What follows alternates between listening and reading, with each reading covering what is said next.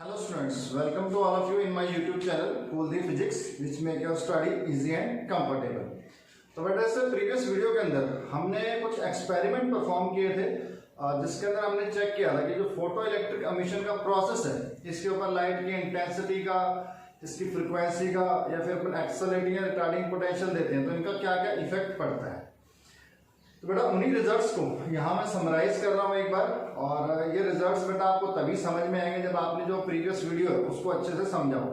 तो इस वीडियो को देखने से पहले आपसे रिक्वेस्ट है कि इससे जो पीछे वाली वीडियो है उसको अच्छे से देखें और समझें ताकि आपको ये आज वाली वीडियो भी अच्छे से समझ में आए।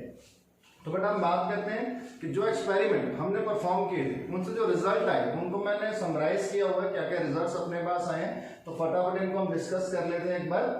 तो summary of experimental features and observations, क्या क्या अपने पास ऑब्जर्वेशंस आई थी for a given photosensitive material and frequency. But in सभी केसेस में क्या सकता हूँ, मेरे पास जो मटेरियल है वो मैंने फिक्स कर रखा है। अगर मैं मटेरियल चेंज करता हूँ तो मेरे पास रिजल्ट चेंज हो जाएंगे।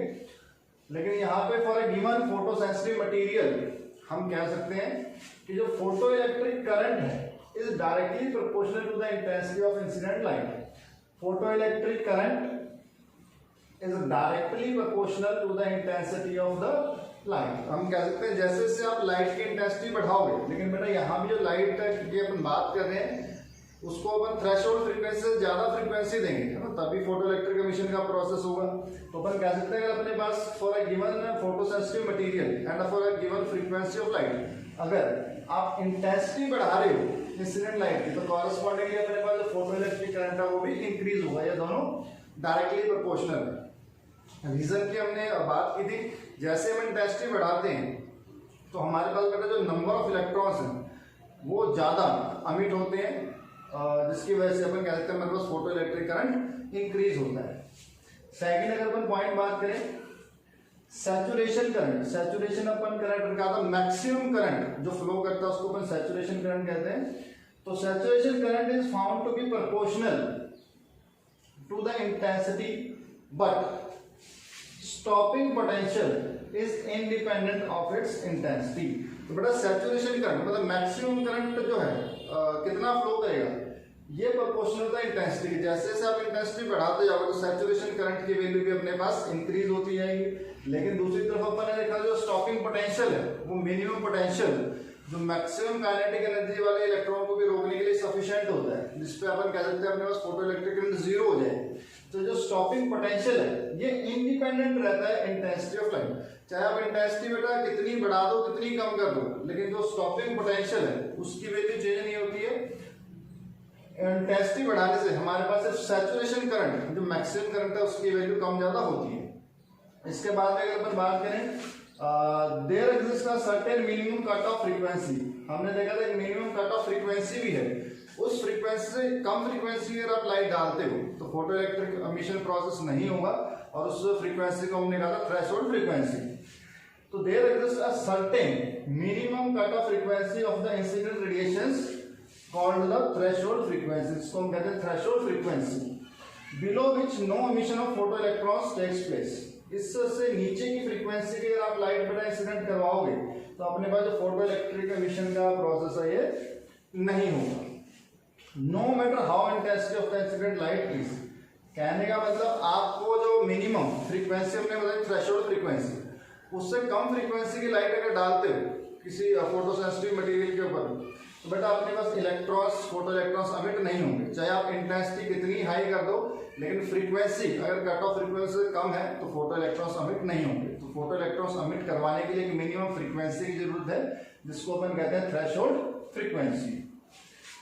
इसके अलावा above the threshold frequency the stopping potential और द कह सकते हैं maximum kinetic energy of the emitted photo electrons is increases linearly with the frequency of the incident radiation। तो बेटा above the threshold frequency, आप threshold ऑफ फ्रीक्वेंसी से above frequency की light अगर आप इंसिडेंट करवा रहे हो तो हमने कहा जो स्टॉपिंग पोटेंशियल है, अगर स्टॉपिंग पोटेंशियल या फिर अपन बात करें मैक्सिमम काइनेटिक एनर्जी इलेक्ट्रॉन्स के पास है बेटा ये सेम ही होता है कि जितनी ज्यादा काइनेटिक एनर्जी इलेक्ट्रॉन्स के पास होगी उतना ही ज्यादा आपको स्टॉपिंग पोटेंशियल देना पड़ता है। तो अपन दोनों की एक साथ बात कर सकते हैं कि जो स्टॉपिंग पोटेंशियल है ये जो मैक्सिमम काइनेटिक एनर्जी है फोटो इलेक्ट्रॉन्स की इंक्रीजेस लीनियरली विद फ्रीक्वेंसी। तो आप जैसे जैसे फ्रीक्वेंसी बढ़ाते जाएंगे तो जो अपने पास स्टॉपिंग पोटेंशियल है या फिर अपन कहते हैं जो इलेक्ट्रॉन्स के पास मैक्सिमम काइनेटिक एनर्जी है वो इंक्रीज होती जाएगी जैसे जैसे आप फ्रीक्वेंसी को इंक्रीज करेंगे। But is independent of intensity, लेकिन जो स्टॉपिंग पोटेंशियल है या फिर मैक्सिमम काइनेटिक एनर्जी है ये इंडिपेंडेंट है इंटेंसिटी के। तो बेटा आप दोनों केस चेक कर सकते हो, एक दूसरे से अपोजिट है। इंटेंसिटी बढ़ाने से सैचुरेशन करंट बढ़ता है लेकिन स्टॉपिंग पोटेंशियल सेम रहता है। फ्रीक्वेंसी बढ़ाने से स्टॉपिंग पोटेंशियल इंक्रीज होगा लेकिन जो सैचुरेशन करंट है या मैक्सिमम करंट है वो सेम रहता है। इसके अलावा अगर अपन और बात करें इसमें बेटा, the photo electric emission is an instantaneous process. ये बेटा इंस्टेंटेनियस प्रोसेस है, इसमें बिल्कुल भी टाइम लैग नहीं। मतलब आपने जैसे ही लाइट डाली किसी मटेरियल के ऊपर, फोटो सेंसिटिव मटेरियल के ऊपर, ऑन द स्पॉट उससे हमारे पास जो इलेक्ट्रॉन्स है वो एमिट होने शुरू हो जाते हैं। ऐसा नहीं है कि उसमें थोड़ा टाइम लगेगा। तो the photo electric emission is instantaneous process without any apparent time lag. मतलब बेटा इसमें बिल्कुल टाइम नहीं लगता है। टाइम की अगर अपन बात करें तो अप्रोक्सीमेटली 10⁻⁹ सेकंड्स या इससे भी कम समय में इलेक्ट्रॉन्स एमिट होने शुरू हो जाता है। तो ये इतना कम टाइम है कि आपको विजुअलाइज ही नहीं होता। आपको ऐसा लगता है कि आपने लाइट डाली और साथ के साथ इलेक्ट्रॉन्स एमिट होने शुरू हो गए। तो अपन ये आप याद रखेंगे जो फोटो इलेक्ट्रिक एमिशन का प्रोसेस है ये इंस्टेंटेनियस प्रोसेस है। Even when the incident radiation is made exceedingly slow, है ना। अपने पास बेटा फोटो इलेक्ट्रिक एमिशन का जो प्रोसेस है इंस्टेंटेनियस प्रोसेस है। इसमें भी कह रहा है even when the incident radiation is made exceedingly slow. अगर आप जो इंसिडेंट रेडिएशन उनको बहुत स्लो कर देते हो, बहुत स्लो रेडिएशन से आप उसके ऊपर डालते हो, उस केस में भी जो फोटो इलेक्ट्रिक एमिशन प्रोसेस है इंस्टेंटेनियस होगा। जैसे वो रेडिएशन पड़ेगी मटेरियल के ऊपर उससे फोटो इलेक्ट्रॉन्स एमिट होने शुरू हो जाएंगे। इसके अलावा अगर अपन बात करें फोटो इलेक्ट्रॉन्स में हैव काइनेटिक एनर्जी बिटवीन, बेटा जो फोटो इलेक्ट्रॉन्स एमिट हो रहे हैं सही के सभी के पास अपन ने बात की सेम काइनेटिक एनर्जी नहीं होती। तो उनकी जो काइनेटिक एनर्जी है between 0 to a maximum value K max, तो उनकी काइनेटिक एनर्जी अपन कह सकते हैं 0 से लेकर मैक्सिमम के बीच में सभी जो इलेक्ट्रॉन्स हैं उनकी अलग अलग एनर्जी होती है। लेकिन बिटवीन 0 और एकदम मैक्सिमम वैल्यू काइनेटिक एनर्जी उसके इन बिटवीन अपने पास जो फोटो इलेक्ट्रॉन्स हैं उनकी काइनेटिक एनर्जी होगी। इसके अलावा जो लास्ट बात करें for a given stopping potential, किसी भी स्टॉपिंग पोटेंशियल के ऊपर अगर अपन कैलकुलेट करना चाहते हैं तो मैक्सिमम काइनेटिक एनर्जी किसकी इक्वल होगी EV नॉट। यहाँ पे V नॉट अपने पास स्टॉपिंग पोटेंशियल और K max maximum kinetic energy, जिसको हम लिख सकते हैं हाफ m V मैक्स का स्क्वायर। ठीक है, ये बेटा फॉर्मूला अपन ने किया था लास्ट वीडियो के अंदर। तो किसी भी गिवन स्टॉपिंग पोटेंशियल ये फॉर्मूला अपने पास वैलिड होगा। जो मैक्सिमम काइनेटिक एनर्जी है वो होगी EV नॉट के इक्वल। E यहाँ पे अपने पास है चार्ज ऑन 1 इलेक्ट्रॉन। तो बेटा ये तो अपने पास कुछ एक्सपेरिमेंट रिजल्ट्स की समरी जो भी अपन ने लास्ट वीडियो के अंदर किया। अब बेटा नेक्स्ट क्वेश्चन आता है कि जो ये फोटो इलेक्ट्रिक एमिशन का प्रोसेस है इसको वेव थ्योरी क्यों नहीं एक्सप्लेन कर पाती। हमने कहा कि कुछ फिनोमिना लाइट को वेव मान के, वेव नेचर का मान के एक्सप्लेन होता है, कुछ अपने पास लाइट को पार्टिकल नेचर का मान के एक्सप्लेन होते हैं। लेकिन बेटा जो ये वाला फिनोमिना है ये वेव थ्योरी एक्सप्लेन नहीं कर सकती। तो हम देखेंगे कि क्यों वेव थ्योरी इसको एक्सप्लेन करने में फेल हुई, और साथ ही उसके बाद एक कंसेप्ट आता है फोटोन का, वो भी हम चेक करेंगे। तो देखते हैं क्या हमारे पास इसके अंदर और चैप्टर के अंदर है। तो चलिए देखते हैं क्यों वेव थ्योरी हमारे पास इस फोटो इलेक्ट्रिक एमिशन के प्रोसेस को एक्सप्लेन करने में फेल होती है। तो बेटा अगर अपन वेव थ्योरी के अकॉर्डिंग बात करें, अकॉर्डिंग टू वेव थ्योरी अपन ने लाइट को एक वेव माना है, और वेव की भी बात करें तो इलेक्ट्रोमैग्नेटिक वेव मानते हैं। अब बेटा इलेक्ट्रोमैग्नेटिक वेव के अंदर अपने पास इलेक्ट्रिक और मैग्नेटिक फील्ड्स एक दूसरे के परपेंडिकुलर प्रोपोगेट करते हैं जब लाइट ट्रैवल करती है। तो बेटा इस केस में कह सकते हैं जब आप लाइट को एक वेव मान के चलते हो तो वेव के अंदर अपन मानते हैं कि जो एनर्जी डिस्ट्रीब्यूशन है या एनर्जी डेंसिटी है वो यूनिफॉर्म होती है। मतलब पूरी वेव के अंदर वो जो एनर्जी है, वेव की एनर्जी है, वो पूरी वेव के अंदर यूनिफॉर्मली डिस्ट्रीब्यूट होती है। लेकिन बेटा जो अपने पास ये वेव पिक्चर है लाइट की, जो वेव थ्योरी है, ये फोटो इलेक्ट्रिक एमिशन को प्रोसेस, जो फोटो इलेक्ट्रिक एमिशन का प्रोसेस है इसको एक्सप्लेन नहीं कर पाती है। तो कुछ अपन ने यहाँ पे लिखा हुआ है किन के रीजन से हमारे पास ये वेव थ्योरी फेल हुई इस फोटो इलेक्ट्रिक एमिशन को प्रोसेस को एक्सप्लेन करने में। तो इसमें अगर अपन बात करें सबसे पहले according to the wave theory when a wave front of light strikes a metal surface, the free electrons at the surface absorb the radiation energy continuously. बेटा अगर अपन अकॉर्डिंग टू वेव थ्योरी चलते हैं, अपन बात करते हैं अकॉर्डिंग टू वेव थ्योरी, अगर अपन wave theory को मान के चलते हैं तो अपन कहते हैं कि जब वेव ट्रैवल कर रही है और किसी मेटल सरफेस से टकराएगी और अपन ने वेव थ्योरी में पढ़ा waves in the form of wave fronts चलती है, तो अकॉर्डिंग टू वेव थ्योरी में ना wave front of light strikes a metal surface, तो जब भी कोई वेव फ्रंट किसी मेटल सरफेस से स्ट्राइक करेगा, the free electrons at the surface absorb the radiation energy, तो बड़ा सरफेस के ऊपर जो फ्री इलेक्ट्रॉन्स हैं उस रेडिएशन एनर्जी को अब्सॉर्ब करेंगे, जो रेडिएशन के अंदर एनर्जी है ना, absorb the radiation energy continuously. अब कह रहे हैं बेटा greater the intensity of incident radiation, अगर इंसिडेंट रेडिएशन की इंटेंसिटी बढ़ाते हैं तो वेव के केस में बेटा अपन ने पढ़ा है कि जो इंटेंसिटी है is directly proportional to amplitude का स्क्वायर, तो बेटा अगर वेव की इंटेंसिटी बढ़ाते हैं तो अपन कह सकते हैं अपने पास जो इलेक्ट्रिक और मैग्नेटिक फील्ड ऑसिलेट कर रहे हैं इनका भी एम्पलीट्यूड बढ़ जाएगा, क्योंकि इंटेंसिटी बढ़ाएंगे और इंटेंसिटी अपने पास एम्पलीट्यूड के स्क्वायर के प्रोपोर्शनल है, तो जैसे इंटेंसिटी बढ़ेगी तो अपने पास जो इलेक्ट्रिक और मैग्नेटिक फील्ड है इनका एम्पलीट्यूड इंक्रीज हो जाएगा। तो greater the intensity of incident radiation greater or the amplitudes of the electric and magnetic field. अब बेटा इलेक्ट्रिक और मैग्नेटिक फील्ड का एम्पलीट्यूड बढ़ गया तो अपन कह सकते हैं वेव के पास ज्यादा एनर्जी होगी, एनर्जी डेंसिटी वेव की इंक्रीज हो जाएगी, and greater is the energy density of the wave, hence higher intensity should liberate photoelectrons with greater kinetic energy. तो बेटा यहां से कह सकते हैं कि अगर आप लाइट की वेव, अगर अपन वेव मान के चलते हैं इसको, तो उसके आप इंटेंसिटी बढ़ाओगे, इंटेंसिटी बढ़ाने से इलेक्ट्रिक और मैग्नेटिक फील्ड के एम्पलीट्यूड बढ़ेंगे, इलेक्ट्रिक और मैग्नेटिक फील्ड के एम्पलीट्यूड बढ़े तो अपन कह सकते हैं वेव के अंदर जो एनर्जी है वो बढ़ेगी, और अगर बेटा ज्यादा एनर्जी की लाइट अगर अपन किसी मेटल सरफेस के ऊपर डालते हैं तो उससे जो इलेक्ट्रॉन्स एमिट हो रहे हैं वो ज्यादा काइनेटिक एनर्जी से एमिट होने चाहिए, लेकिन जब अपन ने एक्सपेरिमेंट में चेक किया अगर आप इंटेंसिटी बढ़ाते हो तो भी जो इलेक्ट्रॉन सबमिट हो रहे हैं उनकी काइनेटिक एनर्जी सेम रहती है, मतलब मैक्सिमम काइनेटिक एनर्जी सेम रहती है।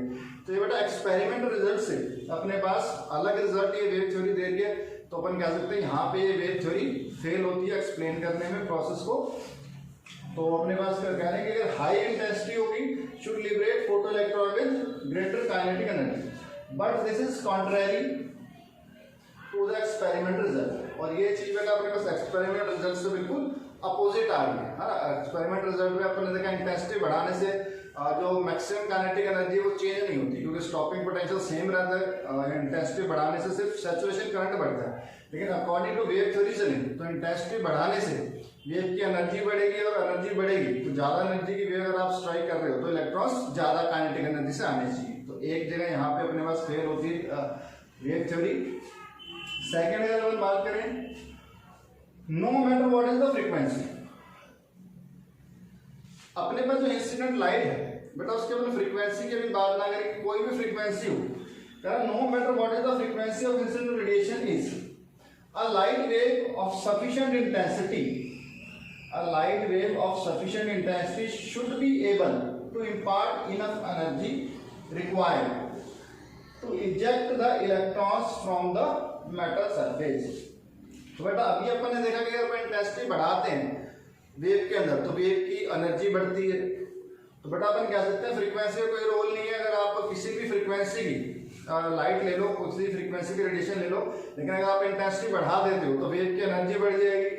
तो उस हाई इंटेंसिटी के रेडिएशन अगर आप मेटल सरफेस पर डालोगे तो अपने पास इलेक्ट्रॉन्स इजेक्ट होने चाहिए, लेकिन अपन ने देखा एक्सपेरिमेंट्स के अंदर वहां पे अपने पास एक कट ऑफ फ्रीक्वेंसी आती है, उस फ्रीक्वेंसी से कम फ्रीक्वेंसी की लाइट अगर आप डालते हो तो अपने पास फोटो इलेक्ट्रिक एमिशन का प्रोसेस नहीं होता है। लेकिन अकॉर्डिंग टू वेव थ्योरी हमारे पास फ्रीक्वेंसी का कोई रोल ही नहीं है, अगर आप सफिशिएंट इंटेंसिटी की लाइट अगर डालते हो तो फोटो इलेक्ट्रिक एमिशन प्रोसेस होना चाहिए। तो मतलब वेव थ्योरी के अकॉर्डिंग अपने पास जो कट ऑफ फ्रीक्वेंसी है इसकी कोई एग्जिस्टेंस नहीं है from the metal surface, thus the wave theory fails to explain the existence of threshold frequency।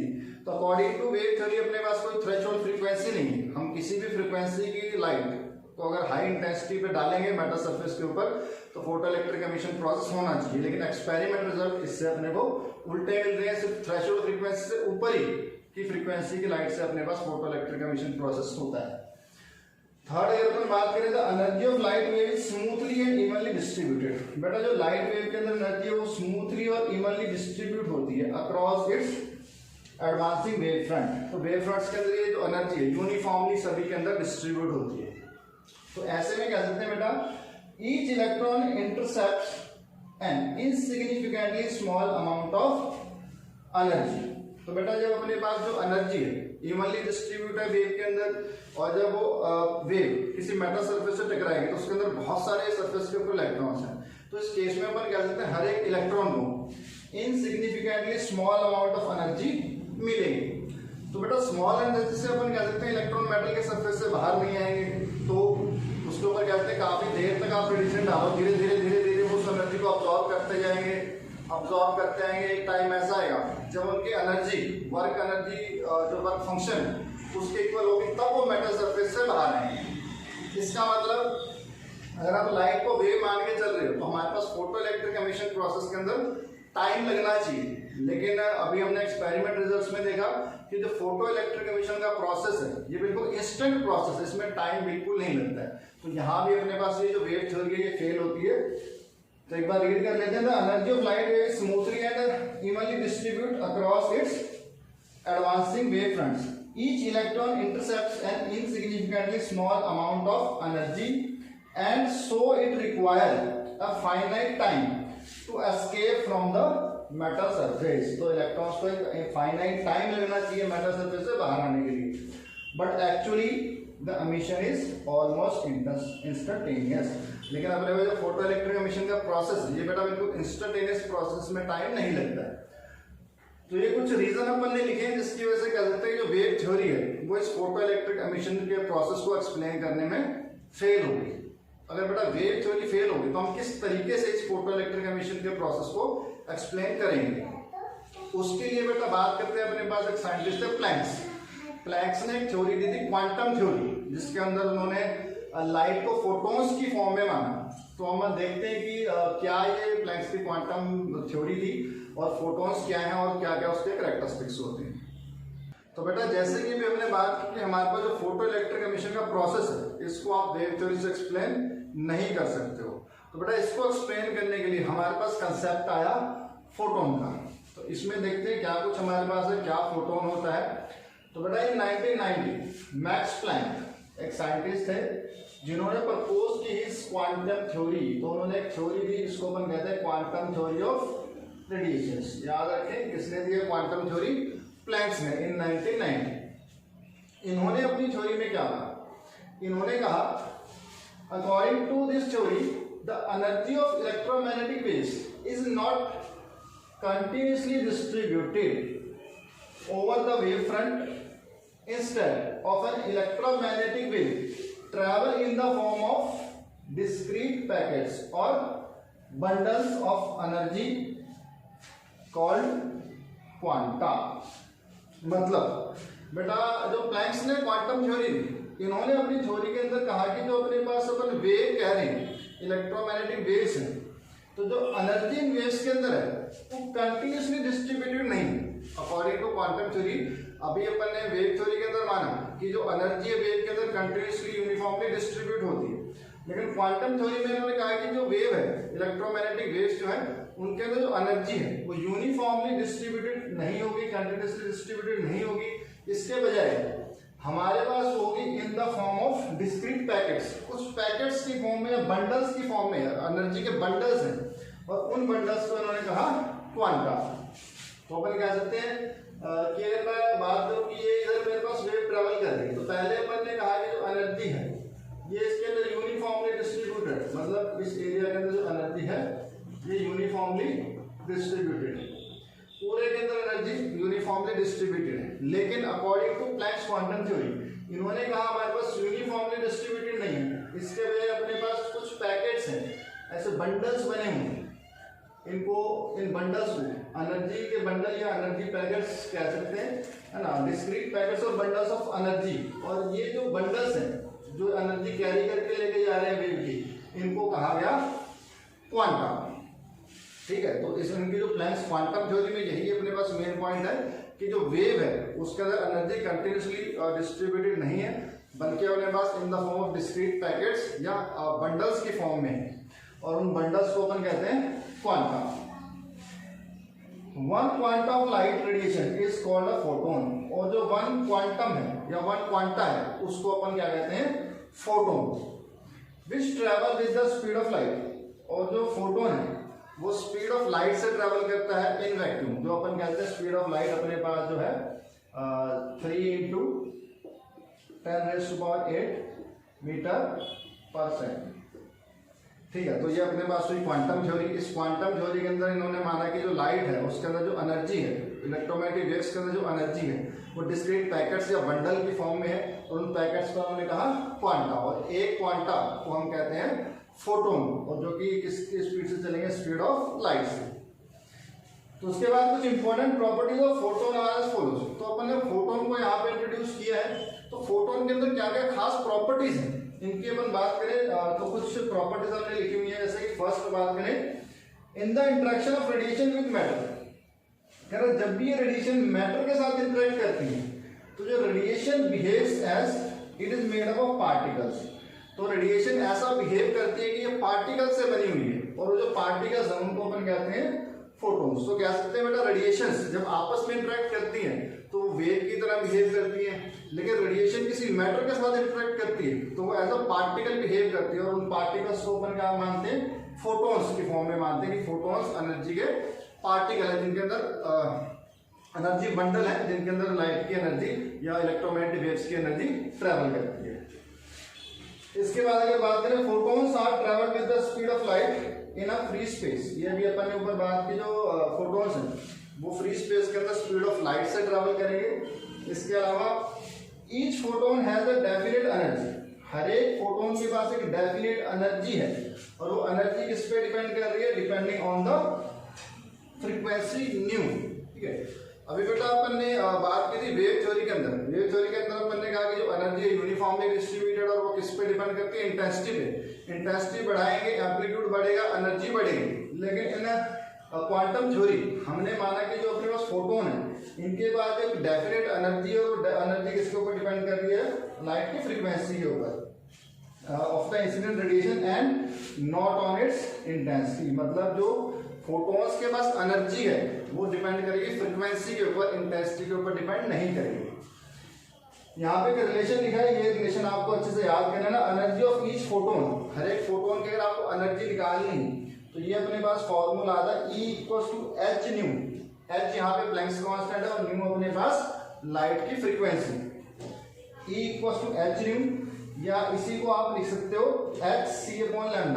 ये बेटा जो रिलेशन आया अपने पास, अपने को एक रिलेशन अपन ने जूनियर क्लासेस में पढ़ा हुआ है, जो वेलोसिटी ऑफ वेव है ये होती है अपने पास लैम्डा न्यू के बराबर। ठीक है, तो इस केस में बेटा अगर आप न्यू को फाइंड करना चाहते हो, फ्रीक्वेंसी को, तो वो होता है वेलोसिटी/लैम्डा।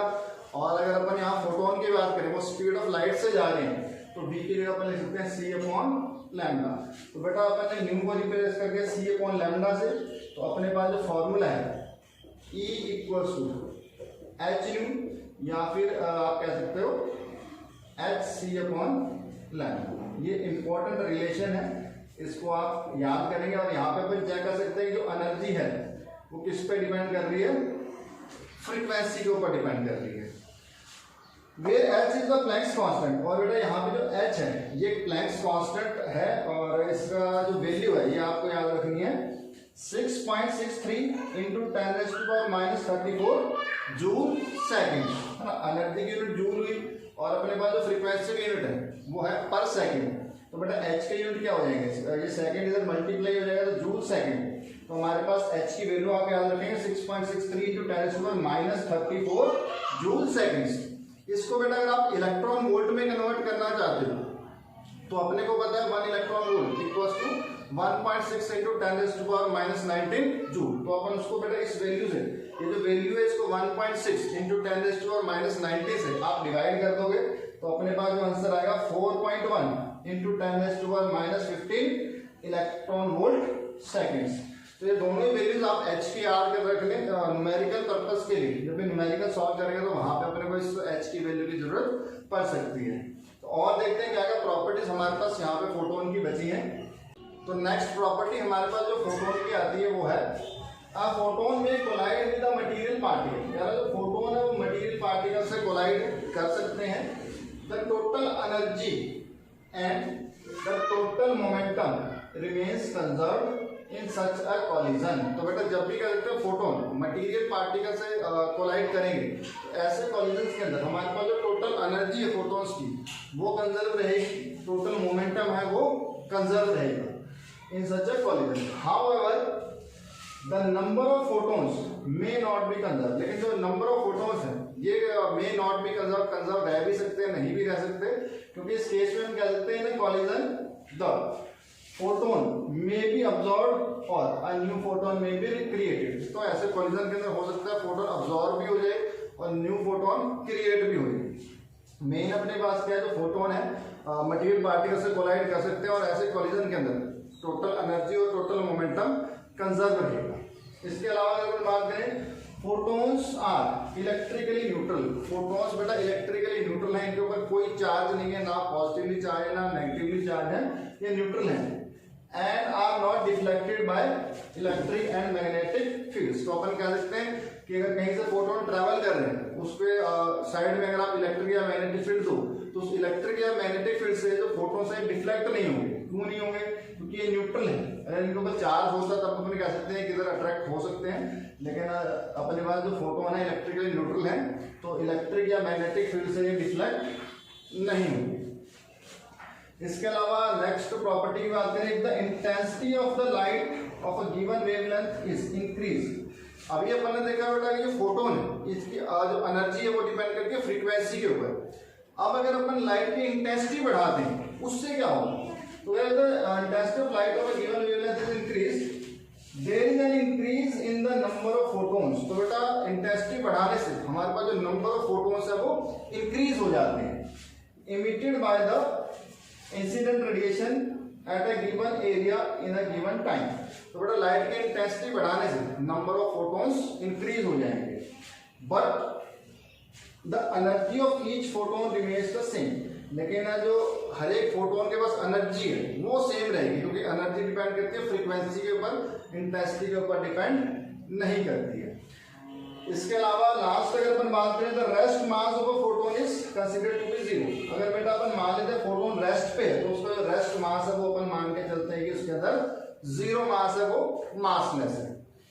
तो बेटा ये जो फोटोन का कंसेप्ट है ये कह सकते हैं हमारे पास जो एक्सपेरिमेंटल रिजल्ट आए उनको एक्सप्लेन कर सकता है। जैसे अगर अपन बात करें वहां अपन ने कहा लाइट की इंटेंसिटी बढ़ाने से अपने पास सैचुरेशन करंट बढ़ रहा है, ठीक है, लेकिन अपने पास जो स्टॉपिंग पोटेंशियल है वो सेम रहता। तो अगर अपन यहाँ बात करें कि हम लाइट की इंटेंसिटी बढ़ा रहे हैं तो उससे कहा अपने पास नंबर ऑफ फोटोन्स इंक्रीज हो गए। बेटा नंबर ऑफ फोटोन्स इंक्रीज हो गए और वो फोटोन्स जैसे ही मेटल सरफेस से स्ट्राइक करेंगे तो जो इलेक्ट्रॉन है उनको स्ट्राइक करेंगे, एनर्जी देंगे, तो ज्यादा इलेक्ट्रॉन्स अमिट होंगे। ज्यादा इलेक्ट्रॉन्स अमिट होंगे तो अपने पास सैचुरेशन करंट इंक्रीज हो जाएगा।